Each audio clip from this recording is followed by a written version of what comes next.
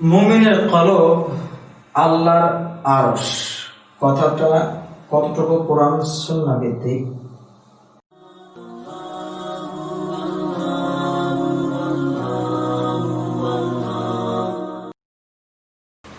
এই বিষয়টুকু নিয়েই স্বল্প পরিসরে আলোচনা করার চেষ্টা করবেন ইনশাআল্লাহ। আল্লাহ সুবহানাহু ওয়া তাআলা তিনি কোরআনুল কারীমের একাধিক জায়গায় অত্র মর্মে বলেছেন যে আল্লাহ সুবহানাহু ওয়া তাআলা কোথায় আছেন।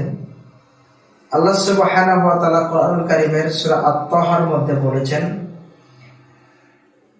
আর-রহমানু আলাল আরশি ইস্তাওয়া।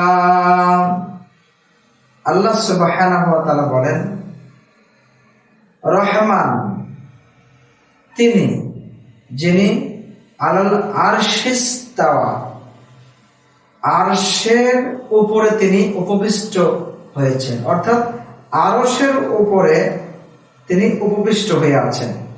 আরশ তার উপরে যা কিছু আছে তার উপরে আল্লাহ রাব্বুল আলামিন উপবিষ্ট হয়েছেন।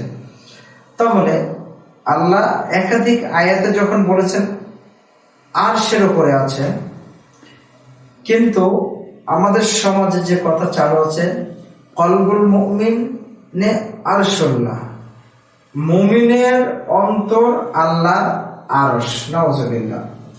আরো কথা চালু আছে, আল কলবু বাইতুল্লাহ বা আল কলবু বাইতুর রব, এই অন্তরটাই হচ্ছে আল্লাহর থাকার ঘর, নাউজুবিল্লাহ।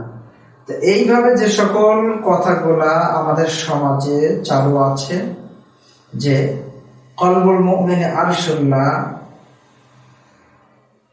আল কলবু বাইতুর রহমান, বাইতুর রব্বি, যেভাবেই যে সকল কথাগুলো চালু আছে, মুহাদ্দিস ইকরাম এই সকল কথাগুলো সম্পর্কে বলেছেন জাল, বানোয়াট, মিথ্যা কিচ্ছা কাহিনী, এর কোনো সনদ নাই, কোনো ভিত্তি নাই।